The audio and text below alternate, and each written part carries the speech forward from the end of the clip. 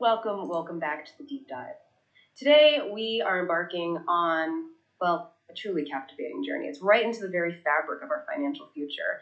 Get ready to explore an idea so profound, it really has the power to fundamentally reshape how you perceive money, power, and maybe even your own personal sovereignty. We're talking about a concept that, when it was first articulated back in 1976, it was dismissed by many as radical, maybe even utopian. But fast forward to our present moment amidst this dizzying acceleration of AI, the vibrant growth of cryptocurrencies, and the burgeoning landscape of Web3.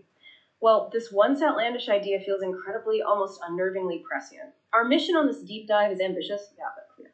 We're going to meticulously unpack Friedrich Hayek's revolutionary concept of the denationalization of money. At its heart, this is really a vision of a world where private, competitive forms of money freely circulate, taking the place of the government monopolies we've largely taken for granted for centuries. We'll trace the origins of this radical thought, understand the turbulent economic times that sparked it, then we'll dive deep into its core logic and the ingenious mechanisms Hayek proposed, and then we're going to fast forward right into our present to witness how cutting-edge technologies like advanced AI and blockchain aren't just making parts of his vision a tangible reality, but are also introducing entirely new layers of complexity, challenge, and opportunity too. It's a concept that promises to redefine not just our relationship with finance, but also the very essence of our individual economic freedom. Indeed. And to truly grasp the profound foresight embedded within Hayek's work, we really must first immerse ourselves in the tumultuous economic landscape he inhabited. It was a period of immense uncertainty and systemic failure that fundamentally shaped his thinking. He wasn't simply theorizing in an academic vacuum, detached from reality. No, he was directly responding to a global crisis, a breakdown of established monetary systems that shook the very foundations of traditional economic thought and impacted millions, billions of lives. What's truly fascinating here is how the core problems he identified back then, issues like rampant inflation, the erosion of purchasing power, and a pervasive lack of financial stability, they continue to echo with striking clarity in our modern debates about economic well-being and the role of government control in our financial lives. His ideas weren't just abstract academic musings. They were a profound, urgent call to fundamentally reevaluate the very bedrock of our financial systems in the face of widespread and, frankly, undeniable failure. So it sounds like we're not just discussing economic theory today. We're essentially going on a journey through time, connecting a critical historical moment to our unfolding digital future. What we're really aiming to do for you today is cut through the noise, connect the seemingly disparate dots between an economic treatise from almost 50 years ago and the hyper-connected, intelligent financial world emerging around us. It's a journey that will illuminate why a book written half a century ago is more relevant than ever, offering insights into a potential AI-driven economy where money itself could be fundamentally different. Let's truly embark on this deep dive into the past, the present, and the potential future of money itself. Okay, let's unpack this with a vivid picture. Hayek's denationalization of money wasn't just some abstract economic theory, right? It was a direct and urgent response to a very real, very painful financial meltdown that gripped the world. Can you paint that picture of the 1970s for us and really explain why the global community, or at least, a segment of it, was ready for such an extraordinarily radical idea? Absolutely. Imagine the early 1970s, a period that economists refer to as stagflation. This was a truly perplexing and painful phenomenon. You had high inflation, meaning prices were rapidly increasing and your money was losing value. Simultaneously coupled with high unemployment, a stagnant economy, and very little growth. It was the worst of both worlds. Mainstream Keynesian economics, which had dominated policymaking since the post-war era, it simply struggled to explain this. It didn't fit the models. It wasn't just an inconvenience. It was a systemic failure that profoundly impacted everyday life. For instance, in the United Kingdom, we saw the inflation rate soaring above an astonishing 20% in the mid-70s. 20%. It's unimaginable today. Exactly. It utterly eroded people's savings, their retirement funds, their daily purchasing power, everything.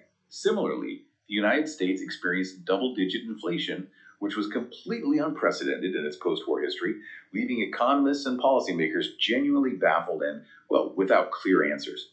People were really losing faith in their government's ability to manage the economy. And this deep crisis, it wasn't accidental. It was triggered by a series of specific dramatic events that fundamentally altered the global monetary order. The most significant of these was the collapse of the Bretton Woods system in 1971. Nixon and the gold standard. Precisely. Before this pivotal moment, the global financial system was structured around the US dollar. which was in turn convertible to gold at a fixed rate of $35 an ounce. Other major currencies were then fixed to the dollar. This gold standard provided a crucial external constraint on government's ability to simply print money without consequence. It was an anchor. However, in August 1971, President Richard Nixon unilaterally delinked the dollar from gold, citing the need to protect U.S. gold reserves. This dramatic decision led to a complete breakdown of fixed exchange rates and ushered in a new, often volatile era of floating currencies. The removal of that gold anchor, that external non-political discipline, fundamentally changed the game. It made it significantly easier for governments to increase the money supply to fund their spending, directly exacerbating the very inflationary pressures that defined the decade. So the leash came off, essentially. That's a good way to put it. And what's truly fascinating when looking back at that period is how existing policies were comprehensively failing, and mainstream economists were left largely baffled. They're often focused on tweaking already failed models, attempting to solve the problem within the very paradigm that Hayek was critiquing. They were patching the symptoms, not the root cause. Hayek, however, asked a much more fundamental and profound question. Why do we assume governments must monopolize money issuance in the first place? This raises an important question for all of us, doesn't it? Is that deeply ingrained assumption even valid, or is it merely a historical accident that has outlived its usefulness? He forcefully argued that if the core institutional design itself is flawed, no amount of policy tweaking will genuinely fix it. Like rearranging deck chairs on the Titanic. Exactly. It's like trying to patch a leaky boat when the hull is fundamentally unsound. You need a new boat, or at least a completely redesigned approach to its structure. And he further broke down what he called the unified currency myth. Hayek observed that in almost all other sectors of the economy, from the food we eat to the clothing we wear to the technology we rely on, market competition consistently provides better products and services. It drives innovation, efficiency, quality, and it empowers consumers with choice. Right, we don't have a government monopoly on shoes or smartphones. Precisely. So he questioned, why should money, which is essentially just a medium of exchange, be treated as this special exception? He argued that monetary monopoly isn't some natural or inherent state of affairs, but rather a historical accident. It initially arose for very practical reasons, like certifying the weight and purity of metal coins in an era where trust was localized. Over time, however, governments expanded this power. They recognized it as a convenient means to generate revenue through what's called seigniorage. Which is basically the profit for making money, right? Yes. The profit derived from issuing currency at very little cost, and, crucially, to consolidate immense political power. This directly challenges the widely accepted, almost sacred notion that a nation must have a unified currency to function effectively. Is mere convenience truly a necessity that justifies such a powerful monopoly? For instance, a single brand of clothing might be convenient, maybe, but we certainly don't monopolize clothing production because we inherently value choice, innovation, and quality. Hayek implored us to scrutinize the perceived benefits of a unified, government-monopolized currency against the very real, often hidden costs of that monopoly. Costs like rampant inflation, destabilizing economic cycles, and a persistent erosion of individual financial freedom. That's a truly profound reframing of the problem. So it sounds like Hayek was essentially saying that the problem wasn't just a matter of bad policy choices by governments, but rather that the system itself, the fundamental structure of government monetary monopoly, was inherently flawed. And quite boldly, he believed that in the pursuit of their own self-interest, private entities might actually be better and more responsible at managing something as crucial as money. That's a huge, almost counterintuitive leap from conventional thinking, even today. Precisely. Hayek wasn't inventing a new human nature. He was applying Adam Smith's classic insight from The Wealth of Nations, that self-interested actions, when guided and disciplined by competitive market forces, often promote social welfare more effectively and efficiently than even the most benevolent of intentions from a centralized authority. The invisible hand, basically. Yeah, the invisible hand, exactly. Think about it in simple terms. A baker doesn't make delicious bread out of pure altruism or kindness, but out of self-interest, they want to make a profit. Yet, in pursuing that self-interest, we all benefit from having good, affordable bread. Hayek directly contrasted the incentives driving governments with those that would drive private currency issuers. Government incentives are often deeply entwined with short-term political gains, the desire for revenue to fund projects, and the maintenance of power, often with very few immediate and direct constraints. Private entities, however, are driven primarily by profit, which they can only truly achieve by providing a high-quality product gaining market share, and responding swiftly to immediate market discipline. They face the constant existential threat of bankruptcy if they fail to deliver. This is a powerful, unforgiving incentive that central banks, supported by the state, simply do not face. That market discipline. It's immediate. It is. And we can observe this theory being validated even today with modern, real-world examples. Take Tether, USDT, one of the largest stablecoins in the cryptocurrency space. Its success perfectly illustrates Hayek's private currency incentive theory in action. Tether's entire business model, its very existence and profitability, depends entirely on maintaining its $1.1 peg. If there's any significant doubt about its peg, its reserves, or its ability to redeem dollars, it immediately triggers massive sell-offs. A bank run, essentially, but digital and faster. Exactly. Users rapidly abandon it for other stablecoins, leading to huge losses for the company and potentially even its collapse. This is a stark, direct contrast to central banks, which have a monopoly on power, access to tax revenue, and the almost unlimited ability to simply print more money to cover their liabilities. USDT's impressive growth, from around $1 billion in 2017 to over $80 billion market cap by 2023. Coupled with its remarkable ability to maintain stability even during numerous, sometimes catastrophic crypto crises, and its consistent 60% plus market share, is driven purely by user choice and confidence in a competitive market. Users quite literally vote with their feet or their digital wallets, choosing the most reliable stablecoin. It powerfully demonstrates market competition at play and underscores Hayek's fundamental point. That self-interest, when properly channeled by competition, ensures quality and stability. That's a very compelling point. The market, in this scenario, acts as an immediate and incredibly unforgiving disciplinarian. It punishes failure swiftly. But it's not just a modern theory validated by crypto, right? We have centuries of historical evidence of governments repeatedly and systematically abusing this power over money. Hayek delved into that, didn't he? Indeed. Hayek didn't just theorize, he meticulously analyzed history, showing that government abuse of monetary power isn't some accidental or isolated error. Instead, he argued it's a systemic, almost inevitable outcome of the institutional logic inherent in a monetary monopoly.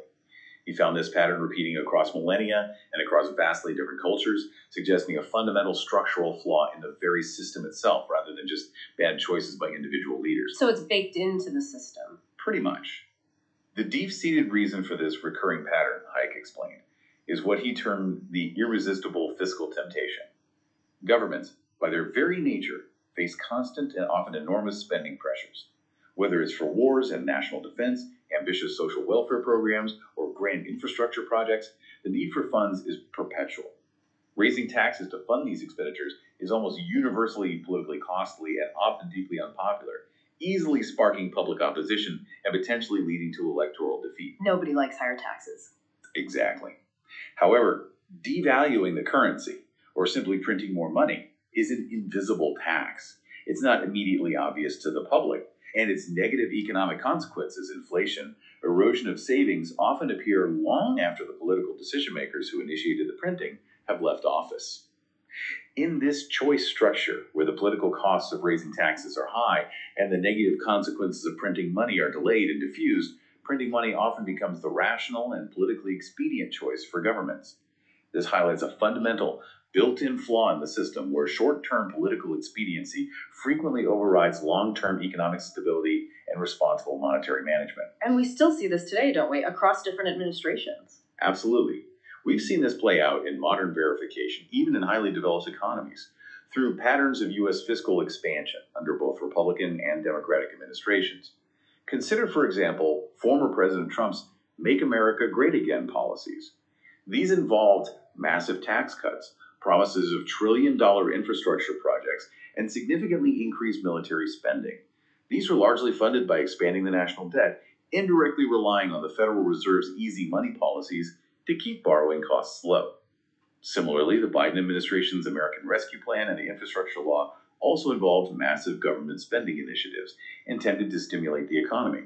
Both administrations, regardless of their political stripe, prioritized short-term economic boosts and political gains, effectively shifting the long-term debt and inflation burden to successors, or blaming external factors like global supply chain issues or international conflicts. So it's not about the party, it's about the incentives of the system. That's precisely Hayek's point.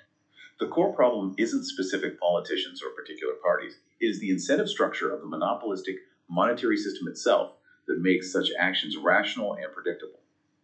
And this pattern, as I mentioned, is not new, it's practically ancient. Hayek meticulously delved into numerous historical case studies to prove his point. Take ancient Rome, for instance. Its vast military expansion, necessary to maintain and grow the empire, created immense and persistent spending needs. Rather than risk the unpopularity of raising taxes on its citizens, successive emperors resorted to systematic debasement of their silver coinage. Under Emperor Augustus, coins like the denarius were almost pure silver. But by the 3rd century AD, these same coins contained less than 5% silver, being mostly base metals. Wow, from pure silver to almost nothing. Exactly. This deliberate debasement led to massive inflation, economic decline, and contributed significantly to the empire's eventual fragmentation and fall. It vividly shows how rigid military spending combined with limited tax capacity inevitably led to the state devaluing its own currency. Another fascinating, albeit disturbing case is Wang Mang's reforms in China during the 1st century AD. This usurper, who briefly seized the throne, implemented a series of currency reforms. He replaced the heavier, more valuable 5-sou coins with much lighter ones, forcing his subjects to exchange their wealth. So basically stealing from the public through money manipulation. In effect, yes. This effectively reduced public wealth by an astonishing 80% through this forced currency exchange. This drastic measure led to widespread economic collapse and intense social unrest, illustrating how governments, when wielding a monetary monopoly, can forcibly transfer vast amounts of wealth and losses directly to the public through a decree. Hayek also made a chilling prediction that the fundamental shift from metal-backed currency, which was inherently constrained by finite precious metal reserves, to purely paper money, which has a near-zero marginal cost to print and can be created almost instantly and infinitely electronically, would magnify these problems exponentially. Because it's just so easy to create more. Precisely. He believed it would make abuse even easier, more widespread, and far more opaque to the average citizen. The Weimar Republic in post-World War I Germany stands as a classic and truly chilling example of this prediction coming to life. Germany's hyperinflation in 1923, where prices rose so rapidly that money literally lost value by the hour, wiping out the savings of an entire generation. It wasn't simply a policy error. Hayek viewed it as a rational government choice. Under immense pressure to pay war reparations and rebuild a devastated nation, the government chose to print money rather than admit its inability to pay. This desperate act triggered a vicious cycle of inflation that destroyed economic trust and ultimately contributed to profound political and social collapse, paving the way for extremist ideologies to take root. Hayek saw this not as an anomaly, but as an almost inevitable decision under immense unrelenting pressure within a fundamentally flawed monopolistic system. So, if history repeatedly shows governments failing at this, and if the problem is indeed systemic, inherent in the very structure of a monetary monopoly, then maybe the solution isn't to constantly try to fix bad government policy. Instead, it suggests we need to change the system itself entirely. That's a truly radical proposition, especially for something as fundamental and universally accepted as government-issued money. It turns centuries of conventional wisdom on its head. So, if government monopoly is the root of the problem, what exactly was Hayek's revolutionary solution? How would a system of competitive private currencies actually function in the real world without descending into complete chaos and confusion? For many people, this sounds like a pretty daunting and perhaps even frightening leap from the familiar. It is indeed a significant leap, but Hayek meticulously designed a comprehensive framework that he believed would not only work effectively, but would be demonstrably superior to government monopolies. He envisioned a system where credible private entities, and this is key, not just traditional banks, but potentially reputable financial firms, or even large corporations with substantial capital and an established reputation, would be empowered to issue their own distinct currencies. So not just anyone could print money? No, definitely not. This wouldn't be an entirely unregulated free-for-all. These issuers would need to demonstrate robust financial strength, maintain sufficient capital, and build public credibility. Crucially, their privately issued currencies would hold the same legal status as any government money, giving users genuine choice. No legal tender laws forcing one specific currency. Okay, so multiple currencies side by side, how would they differ? Each of these private currencies would be distinctly named. For example, you might have something like the Hayek Bank Ducat or the gold standard coin from a specific financial institution. Each would also have a clearly stated value anchor, meaning what it promises to be worth, and an explicit, verifiable promise from the issuer to redeem it at that stated rate, backed by transparent reserves. The revolutionary part is that individuals and businesses would then be entirely free to choose which currency they prefer to use for their daily transactions, for their long-term savings, and for drafting contracts. So you could price things in different private monies. Absolutely. Exchange rates between these different private currencies would simply float based on market supply and demand, just like national currencies do today. And critically, transparent information about each issuer's reserves, their issuance policy, and their overall financial health would be constantly and publicly available, empowering users to make informed, rational choices about which money to trust. Transparency is key. But this immediately raises the most critical question.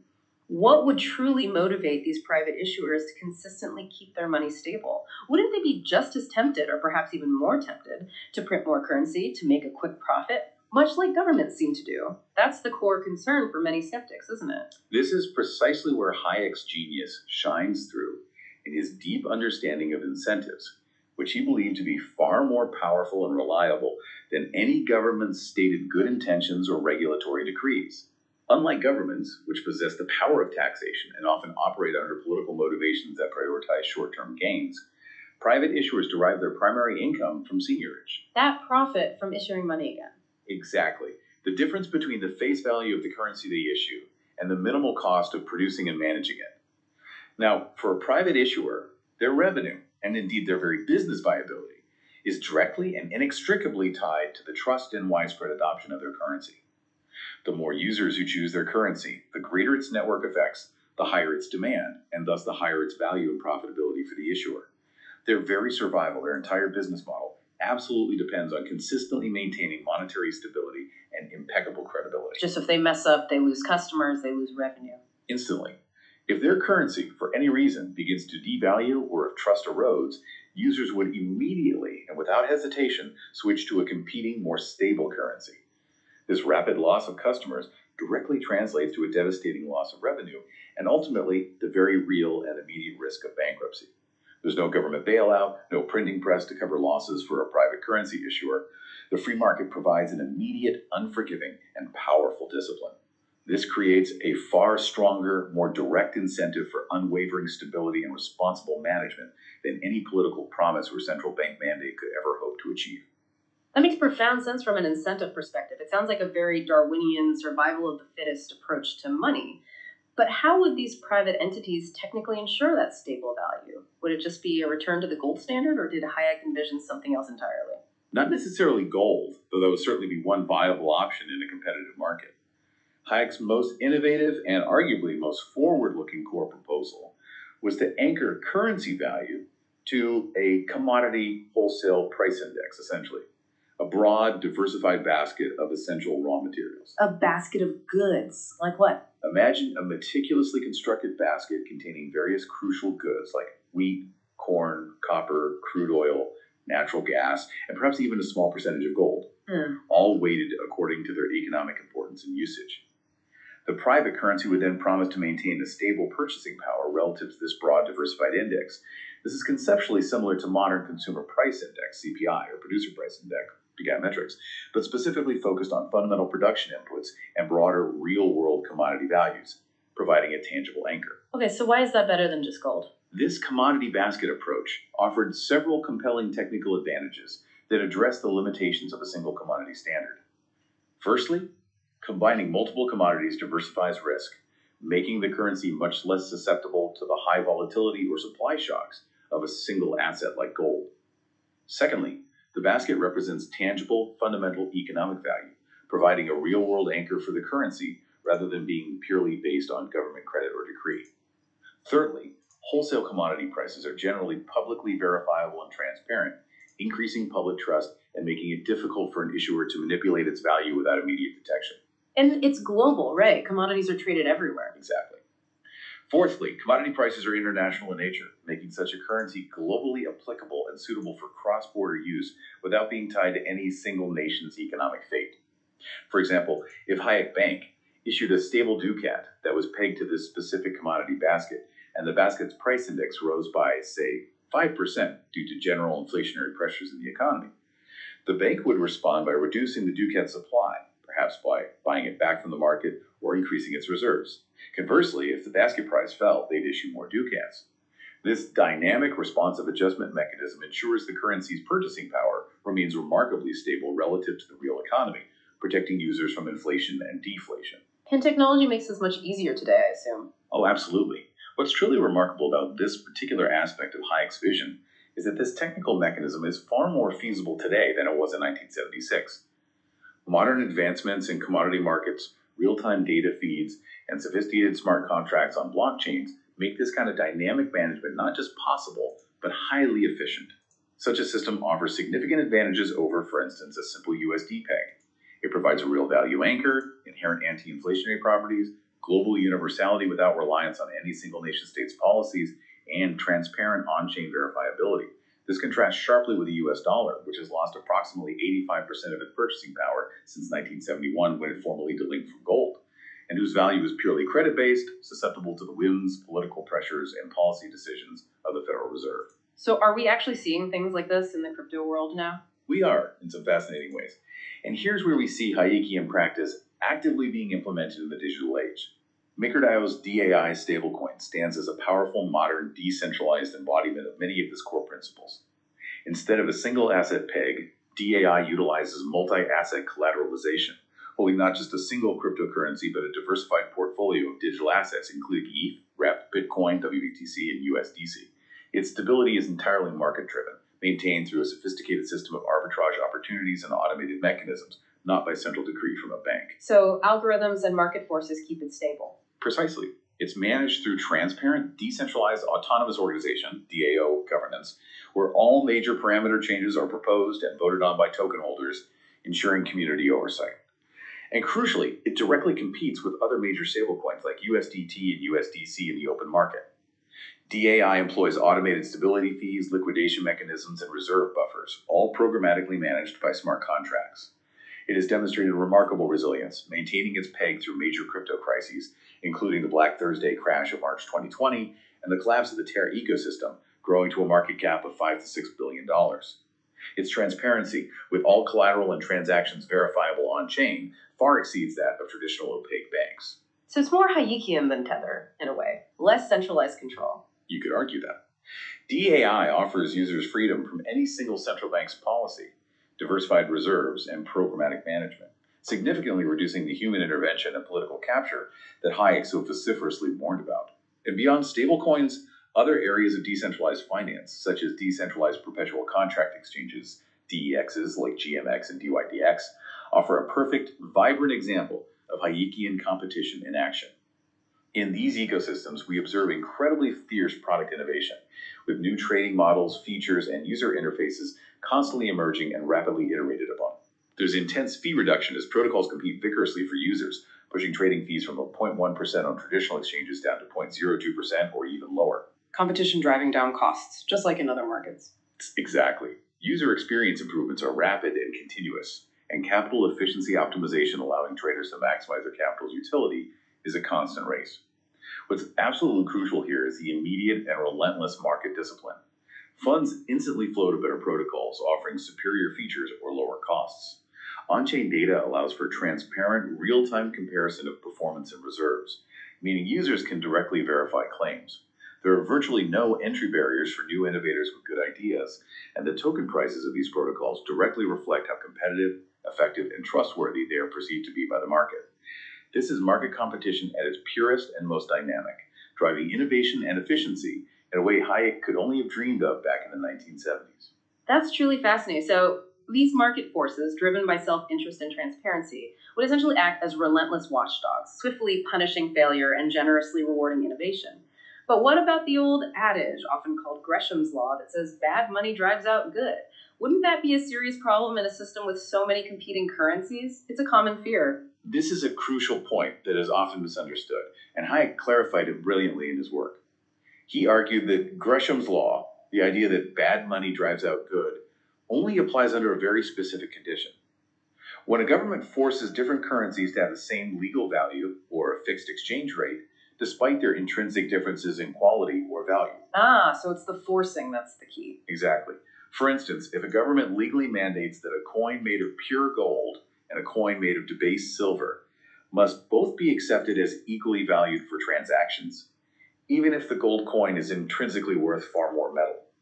People will rationally hoard the better money, the gold coin, and spend the worse money, the silver coin. They will prefer to rid themselves of the less valuable currency. It is this specific form of government intervention, the fallacy of forced equivalence, that creates this market distortion, not free market competition itself. So, in a free market without that forced equivalence, in a truly free market, where there is no legal tender law forcing acceptance of a specific currency, prices would simply float freely. Good money, which is to say a currency that is stable, reliable, and maintains its purchasing power, would naturally command a higher exchange rate relative to less trustworthy or volatile currencies.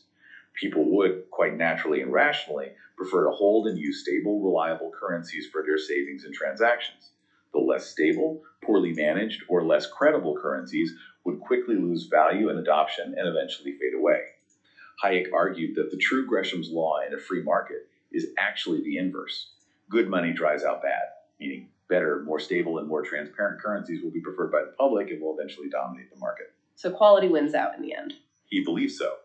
He pointed to historical examples like the 18th and 19th century Scottish private banking system, which saw numerous competing banknotes, and the pre-Civil War U.S. banking era.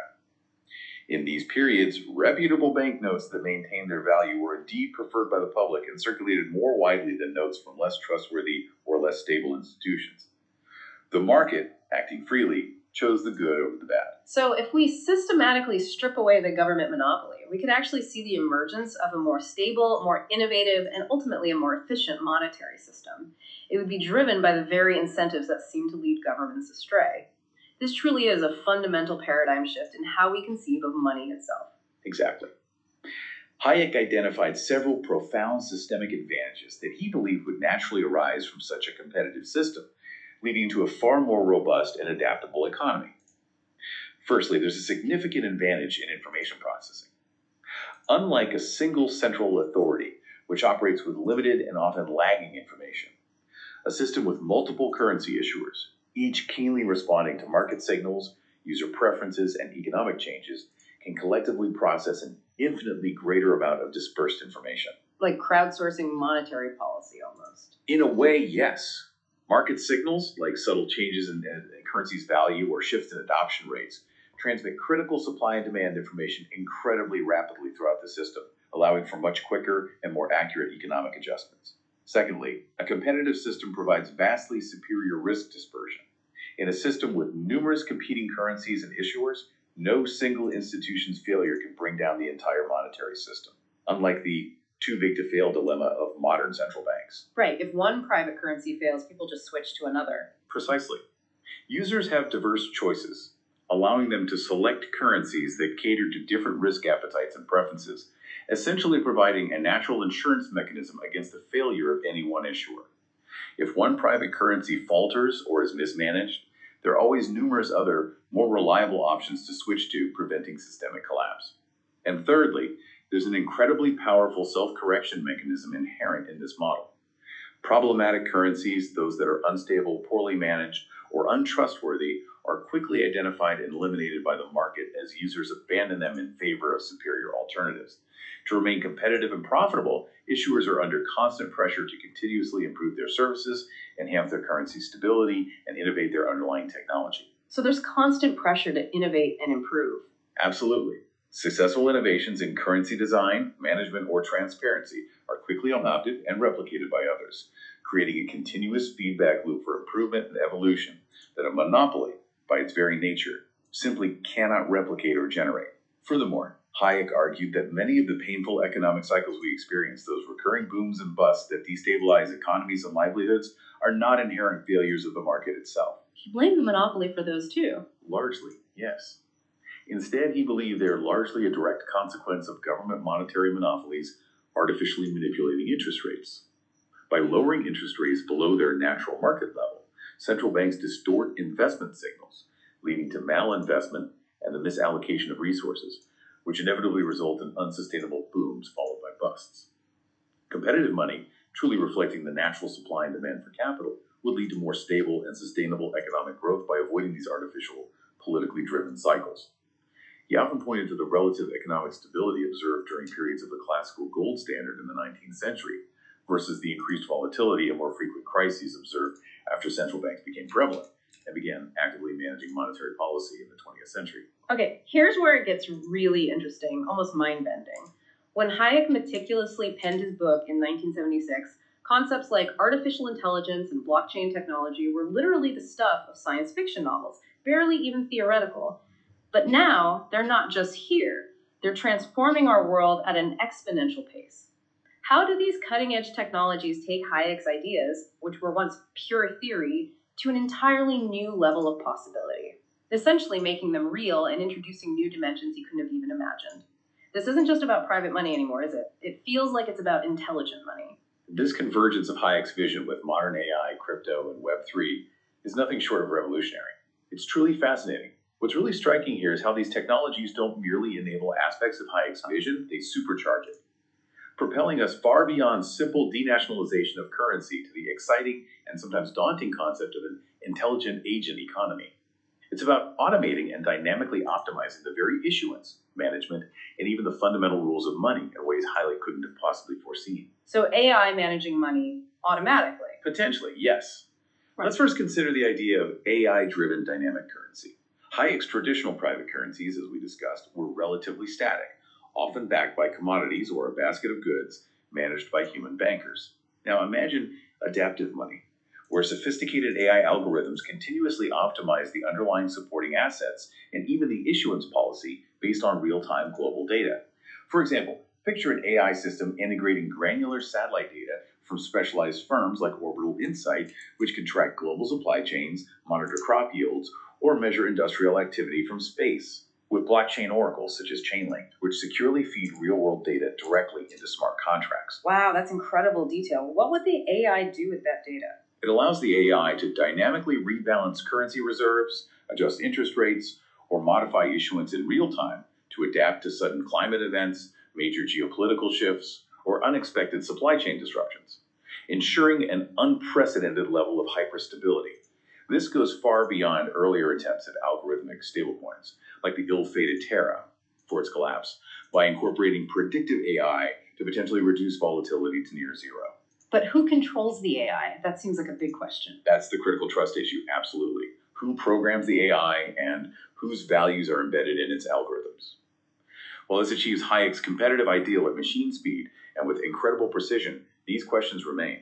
Evidence from projects like Ocean Protocol, which focuses on decentralized data markets, demonstrates the feasibility of data-driven AI systems within Web3.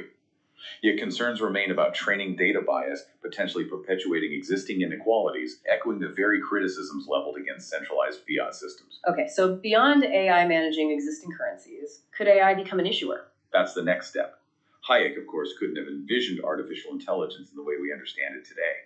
But in the evolving landscape of Web3, AI agents could become fully autonomous currency issuers. Imagine swarms of highly specialized AI bots operating within a decentralized autonomous organization, or DAO, a self-governing entity run by code and community decisions. These AI agents could autonomously propose and even vote on monetary policies using advanced cryptographic techniques like zero-knowledge proofs to ensure privacy and efficiency in their decision-making. So bots voting on interest rates? Potentially, yes. Sure. Platforms like Fetch.ai or Singularity DAO are already actively experimenting with AI agents that trade tokens, manage complex liquidity pools, and even evolve currency rules using genetic algorithms, continuously learning and adapting for market outcomes. A truly radical view here is that this isn't just denationalizing money, it's effectively denationalizing decision-making itself regarding monetary policy, creating emergent economies where direct human oversight might become optional or significantly minimized. That sounds both amazing and terrifying. What are the risks? Oh, the risks are significant. Counterarguments rightly emphasize inherent dangers, such as AI flash crashes triggered by unforeseen interactions or adversarial attacks that could compromise the systems, similar to the cascading failures seen during the 2022 crypto winter. However, research from institutions like the MIT Digital Currency Initiative, among others, is increasingly optimistic, suggesting that AI governance on a blockchain could, in fact, surpass traditional human central banks in terms of transparency, adaptability, and potentially even fairness by removing human biases. And how does Web3 fit in beyond just hosting these AIs? Then there's Web3 itself, which doesn't just host these innovations, but serves as a foundational global denationalized infrastructure. Right. With technologies like decentralized identities, DIDs, which give individuals self-sovereign control over their digital identities and soul-bound tokens, non-transferable NFTs that can represent reputation, credentials, or achievements. Web3 enables what we might provocatively call personal sovereign currencies. My own currency, how would that work? Well, maybe not issued by you directly, but perhaps by communities, or even tied to an individual's verified reputation or AI-verified credentials. Hayek's free banking vision would truly thrive here. Users could choose various community currencies, for example, supporting open source development through platforms like Gitcoin. With AI personalizing features like dynamic interest rates or credit access based on an individual's behavioral data, their contributions, or their verified skills. A novel perspective here is that this blurs the lines between money and identity, fostering a sophisticated reputation economy, right, where AI scores might predict creditworthiness far better and more dynamically than traditional static FICO scores. But the privacy implications there sound massive. Absolutely huge. With such deep integration, privacy concerns inevitably arise. Regulations like the EU's MiCA framework, updated in 2024, are actively aiming to curb some of the more intrusive aspects. While decentralized alternatives like Zcash persist, offering strong, privacy-preserving transactional capabilities. The balanced view is that, while incredibly empowering for individuals, this could also exacerbate existing disparities between Web3 natives and others if inclusive AI tools and equitable access are not universally ensured, potentially creating new forms of digital inequality. That's a truly mind-boggling amount of innovation. It sounds like the competitive currency system Hayek envisioned isn't just possible in this digital age, but it could be incredibly dynamic, almost alive, constantly adapting and evolving in ways that were unimaginable even a decade ago. It truly could be. To illustrate this powerful synergy between Hayek's foundational ideas and the modern technological landscape, and to highlight the inherent challenges that emerge from such advanced integrations, let's take a deep dive into a comparison. We can examine how Hayek's original concepts stand against their modern AI crypto Web3 evolutions, using a table framework that's provided in our sources, breaking down each key aspect. Okay, let's do it. Where do we start? Let's begin our deep dive with currency issuance. Hayek, in his time, envisioned this as credible private banks issuing asset-backed competitive notes like our Hayek Bank Ducat. In today's AI crypto Web3 world, this evolves dramatically. We're now talking about AI agents operating within decentralized autonomous organizations, DAOs, issuing tokens. Think of platforms like Aave, which facilitate programmatic issuance of tokens and stablecoins. And the benefit there is speed and automation. Yes, the potential benefits here are enormous. Immediate and unparalleled scalability, allowing for rapid expansion or contraction of the money supply as needed, and algorithmic stability, driven by code rather than fallible human decisions. However, the key risk is also significant, the potential for AI errors. Unforeseen bugs or misconfigurations in these complex algorithms could lead to unintended hyperinflation or hyperdeflation, creating complex, self-reinforcing feedback loops that would be exceedingly difficult to halt once initiated, causing widespread economic disruption. Right, okay. What about how they compete? Next, let's look at the competition mechanism.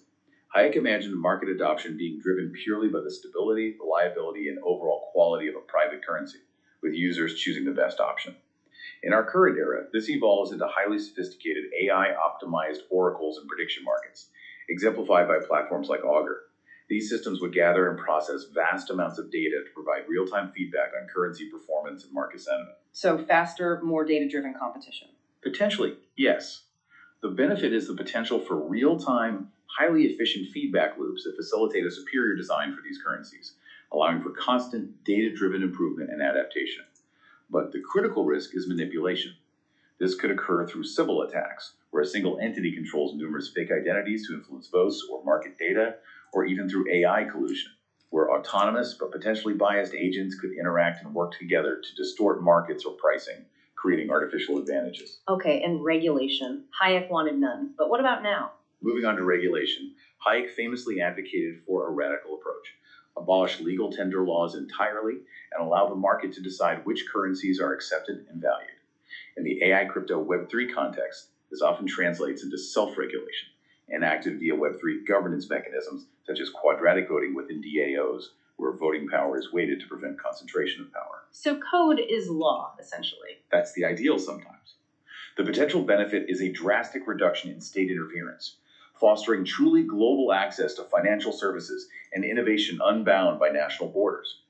However, this carries significant risks, including market fragmentation, where different standards and systems don't interoperate smoothly, and the very real possibility of intense regulatory crackdowns, as we've seen with various government bodies like the U.S. Securities and Exchange Commission, SEC, going head-to-head with numerous crypto projects. There's a constant inherent tension between the ideals of decentralization and the existing frameworks of national legal systems. Makes sense. And finally, stability. How is that achieved now versus Hayek's idea? Finally, let's examine stability tools. Hayek's proposal involved maintaining stability through mechanisms like fixed exchange rates or robust commodity backing, such as his carefully constructed commodity basket. Today, AI crypto Web3 employs far more advanced methods, such as machine learning for dynamic hedging, exemplified by platforms like Numerai, which uses AI to crowdsource and predict market movements. Using AI to predict and prevent crashes. That's the goal. The potential benefit here is highly predictive risk management, allowing these intelligent systems to anticipate and proactively counteract volatility before it becomes problematic, theoretically leading to unprecedented stability. But the key risk is an increased potential for interconnected AI-amplified black swan events.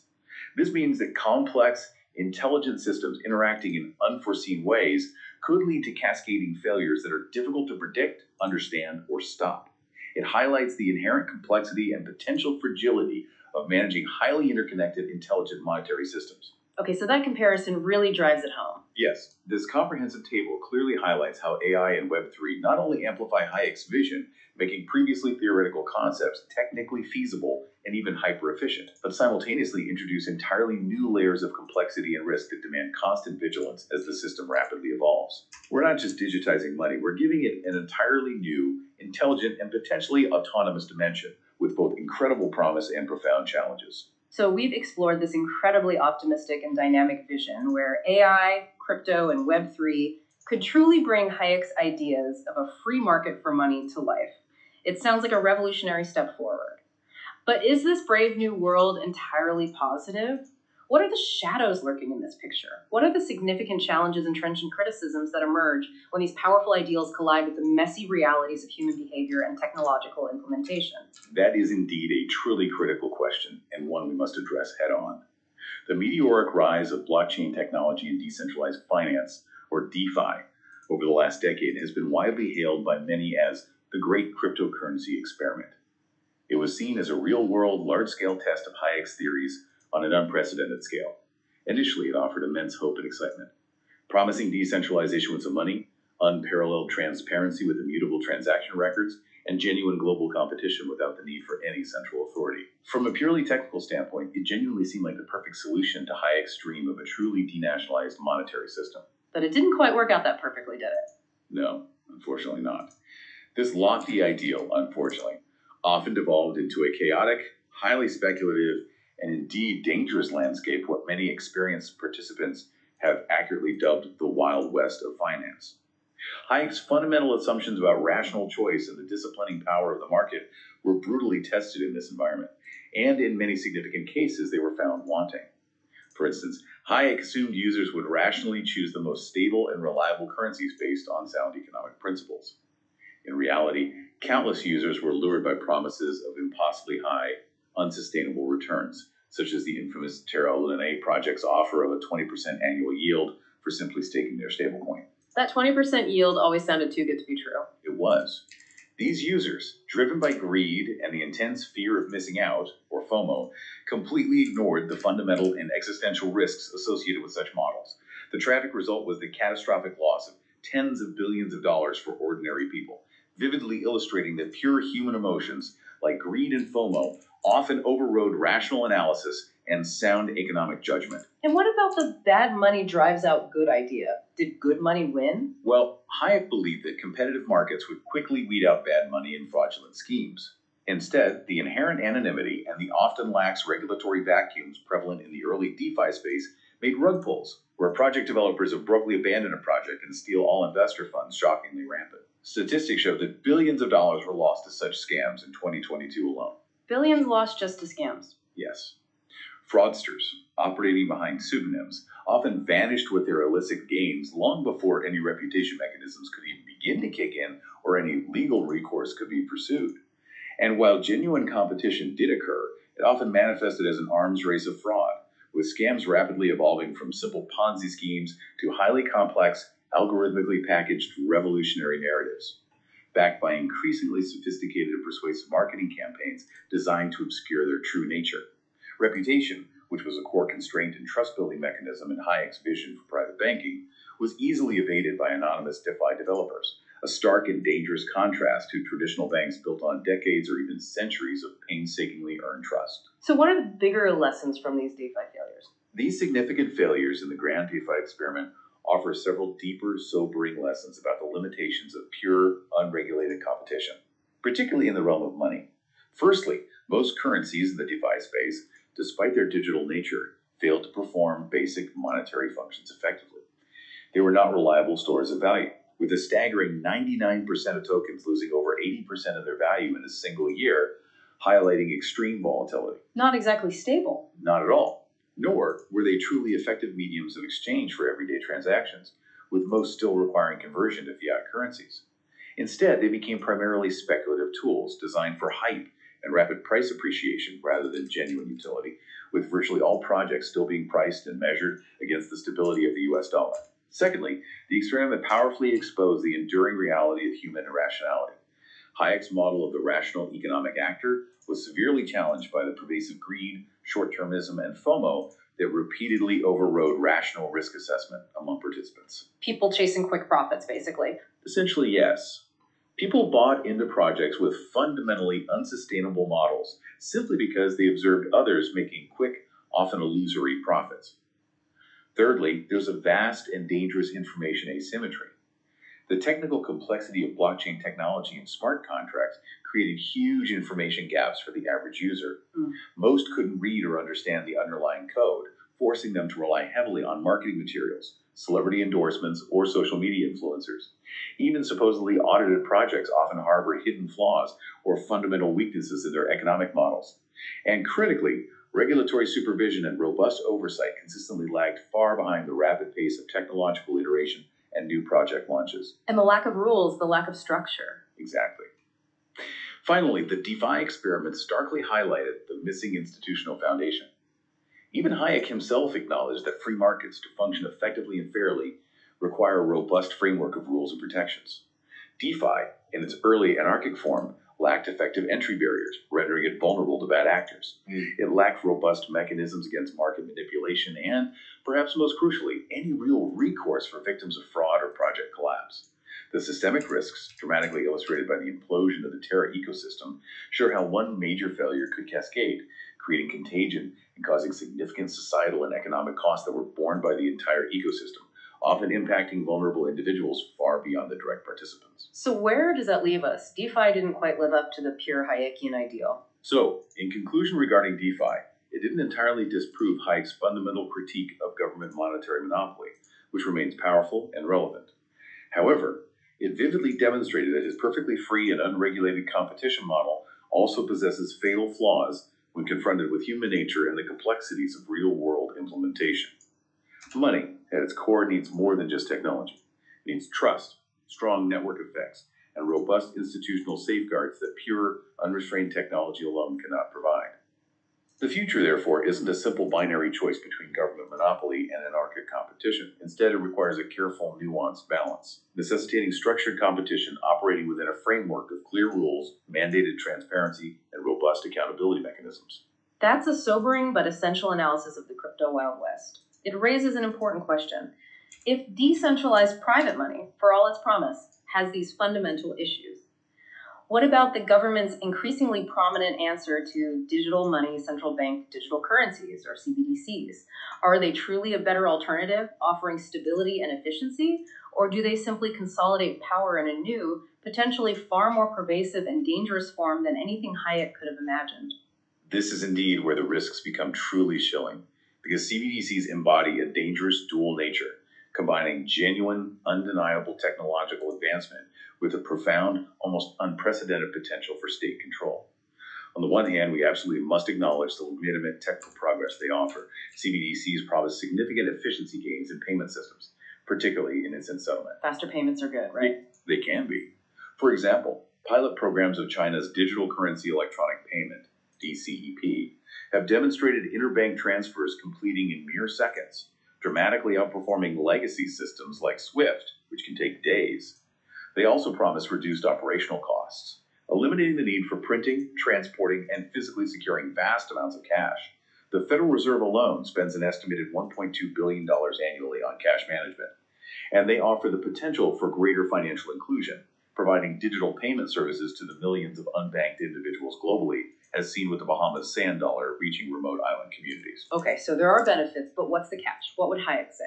Hayek, ever the critical institutionalist, would immediately pose the fundamental question: can mere technical progress truly compensate for systemic institutional flaws?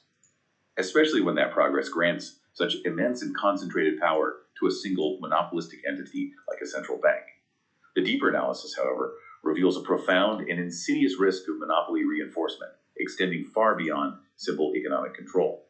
CBDCs represent an unprecedented information monopoly upgrade. Unlike untraceable physical cash, which offers a degree of privacy and anonymity, CBDC systems typically record every single transaction in a centralized database, directly accessible to the central bank and, by extension, the government. Every transaction. Forever. Potentially, yes. Hayek would undoubtedly view this perfect surveillance capability as exceeding anything historical totalitarian regimes constrained by primitive technology could ever hope to achieve.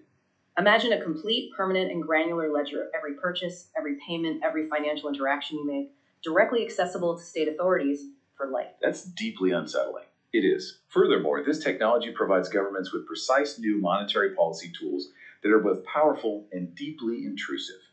CBDCs enable direct negative interest rates to be applied on specific individual accounts, allowing for unprecedentedly granular economic intervention. Governments could implement highly specific consumption guidance, for example, by setting expiry dates on funds to encourage spending, or restricting their use to specific categories of purchases, or even to particular geographic regions. So they could control how I spend my money. That's the potential. This is where the specific dangers Hayek warned of money becoming more dangerous in government hands are truly realized in the digital age. Economically, we could see what some call user thousand-person, thousand-price scenarios, where personalized monetary policies are implemented. Different interest rates or credit access based on an individual's political affiliation, their social credit score, or their perceived compliance. Funds could be instantly restricted to specific approved purchases, or even frozen entirely by the government without any judicial process or meaningful due process. Yeah, and the privacy invasion. It's not just thorough, it's absolute.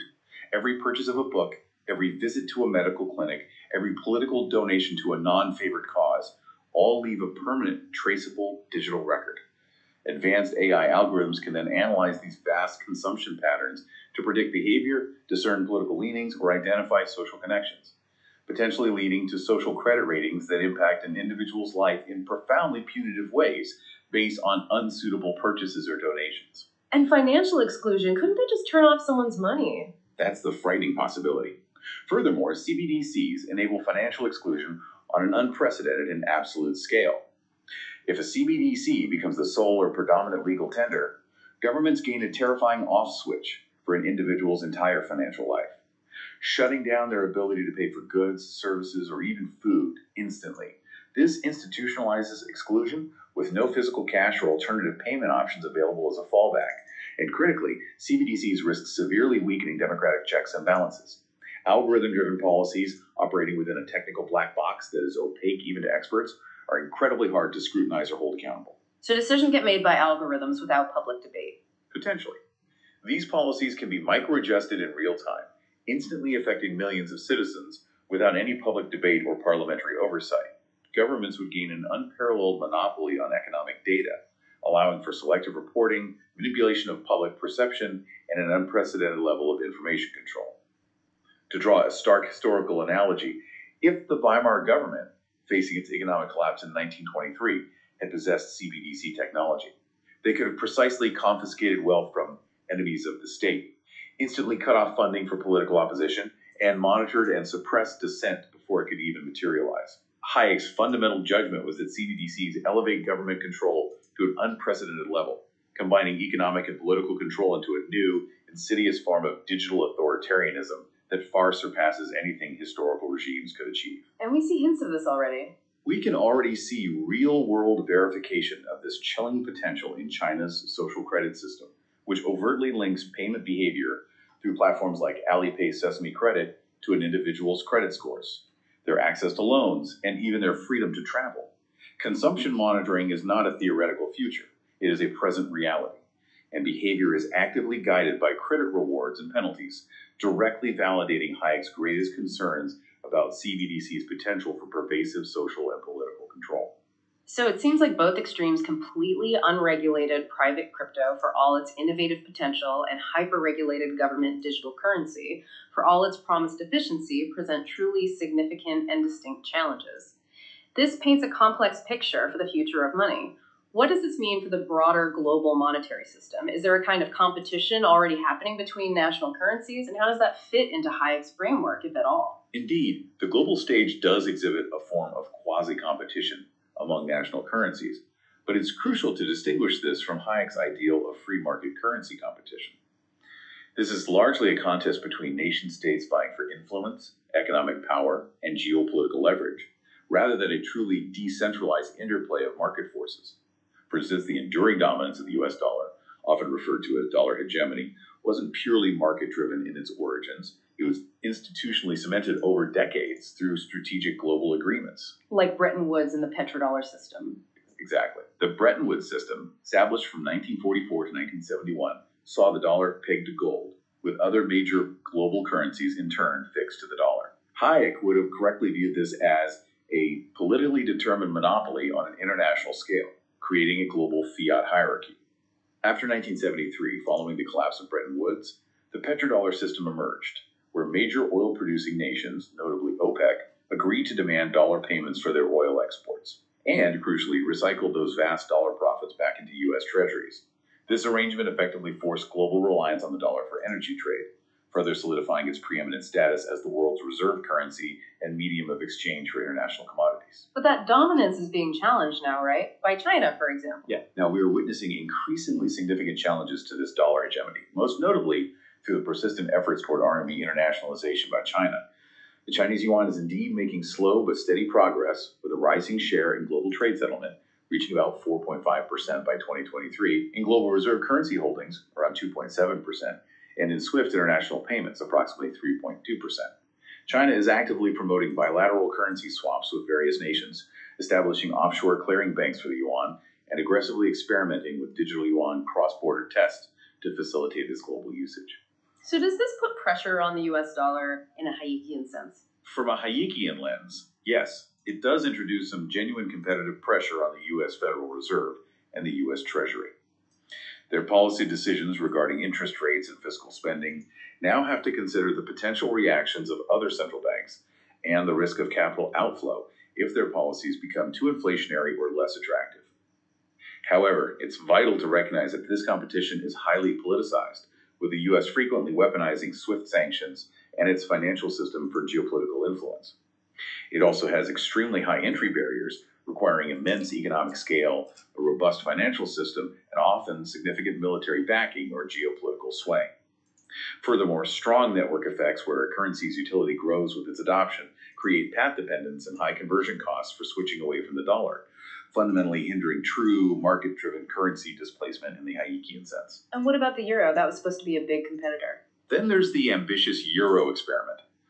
The European Monetary Union, while successfully creating a formidable currency competitor to the dollar and fostering deep trade integration among its member states, is still, from Hayek's perspective, a supranational government monopoly.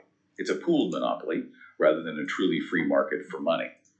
The Eurozone crisis, particularly from 2009 onwards, exposed deep flaws when viewed through a Hayekian lens.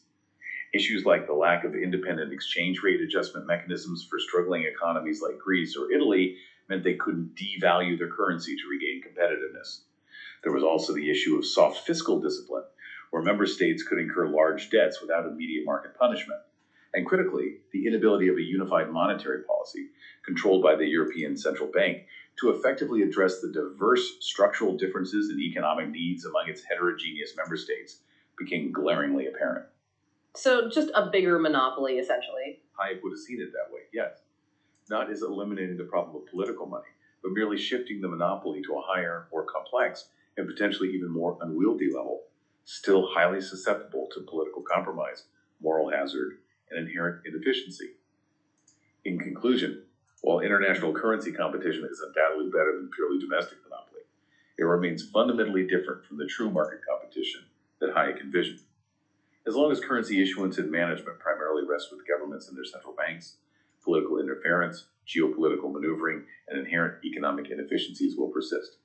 A truly free, stable, and apolitical monetary order, driven by genuine market forces rather than state power, remains elusive in the current international system. So we've covered a vast amount of ground today, from the historical roots of Hayek's radical ideas to the thrilling yet challenging modern frontiers of AI and crypto. What does all this incredibly complex and rapidly changing financial landscape mean for you, for us as individuals trying to navigate and make sense of it all? How can we prepare, and indeed, how can we even thrive in this age of AI, crypto, and potential denationalization? This era demands a profound and empowering shift in mindset, moving beyond being a passive saver or an observer to becoming an active architect of your own financial future. The opportunities for personal growth, for developing new skills, and for achieving a new level of financial sovereignty are immense, particularly at the intersection of AI and blockchain. Industry data confirms this. LinkedIn, for instance, suggests that DeFi-related roles alone are projected to grow by a staggering 40% by 2030, highlighting the massive demand for these emerging skill sets. This isn't just a niche, it's a rapidly expanding frontier. Okay, so become an active architect. How? What are some concrete steps? My first concrete suggestion is to build your AI-driven personal sovereign fund. Imagine creating your own micro-Hayek economy, specifically tailored for your financial goals. This involves learning to launch a personal decentralized autonomous organization, or DAO, utilizing accessible platforms like Aragon or DAO Stack. The core mechanism would involve integrating open source AI models readily available from communities like Hugging Face to automate your investment decisions, transforming them from emotional guesses into data-driven strategies. AI managing my personal finances through a DAO, that sounds intense. It is, but it's becoming accessible. These AI agents could constantly scan Web3 markets for undervalued tokens, predict market trends with surprising accuracy, and deploy AI-powered hedging strategies to protect your portfolio against the volatility of traditional fiat currencies. For an actionable plan to begin this journey, month 1, dedicate a focused block of time to learning the absolute basics. Free resources are abundant. Dive into Solidity smart contract development on platforms like CryptoZombies and explore Python AI models on Fast.ai. Months 2-3. Don't just learn in theory. Prototype your AI DAO on a testnet. Seed it with a small amount of play ETH, perhaps $500, to gain hands-on experience and understand the intricate mechanics without real financial risk. Start small, learn by doing. Exactly. Year 1. Gradually expand to real assets. Start small, aiming for a modest but consistent 10-15% annual return through carefully selected AI-optimized yield farming strategies, long-term.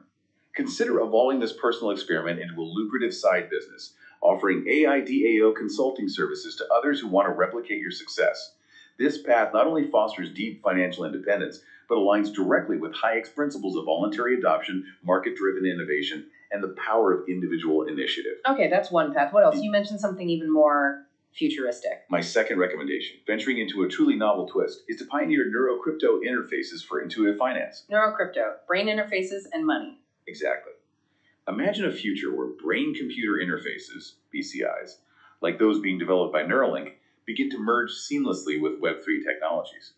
In this scenario, AI could translate your thoughts, intentions, and even your real-time emotional states directly into financial transactions, effectively denationalizing currency control at a neural level. Think of a BCI-compatible wallet app that uses Web3 APIs and AI for emotion-based trading, where a detected spike in your stress levels might automatically trigger a more conservative shift in your investment portfolio, protecting you from impulsive decisions. Wow, that's a lot to wrap your head around. How would someone even start exploring that? It's definitely forward-looking. For practical steps to explore this frontier, short-term, experiment with existing AR/VR Web3 applications, such as Decentraland, to simulate immersive financial interactions and get comfortable with digital environments. Midterm, actively contribute to open-source BCI projects on GitHub, gaining invaluable hands-on experience, and seek to gain credentials with neurotech companies to understand the core technology and its ethical implications.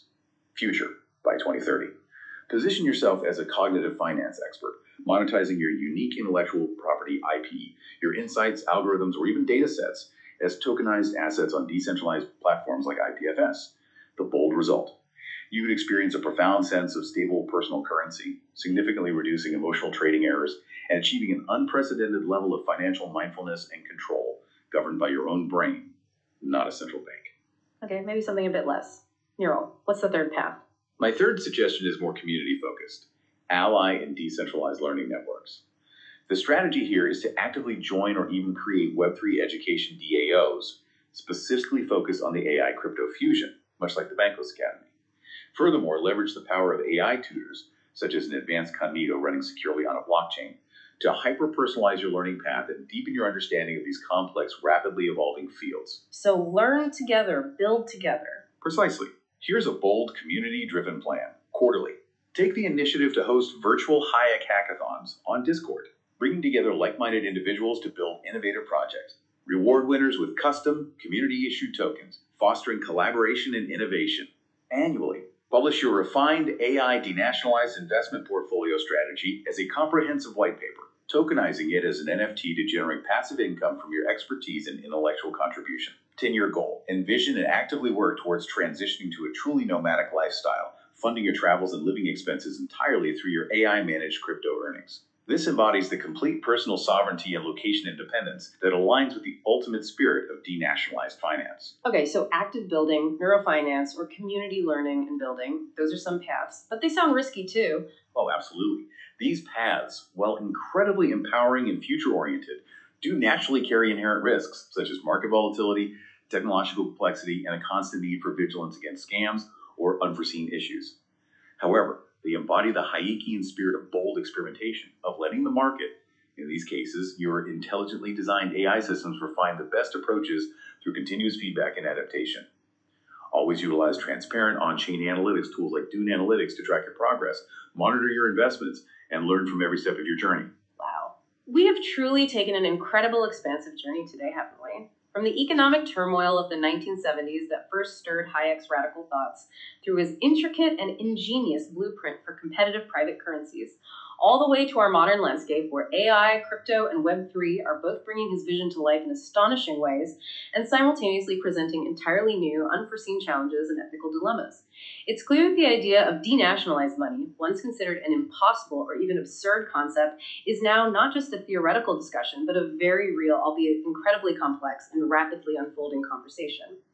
The promise of intelligent, user-centric monetary systems free from political manipulation is undeniably compelling, but the pitfalls from the unpredictable Wild West of DeFi to the chilling surveillance potential of central bank digital currencies absolutely demand our critical attention and thoughtful engagement. If we truly connect this to the bigger picture, Hayek's lasting contribution isn't merely a set of insightful predictions, many of which are now unfolding before our eyes, but rather a profound and enduring shift in how we think about money, governance, and the fundamental structure of our economic systems.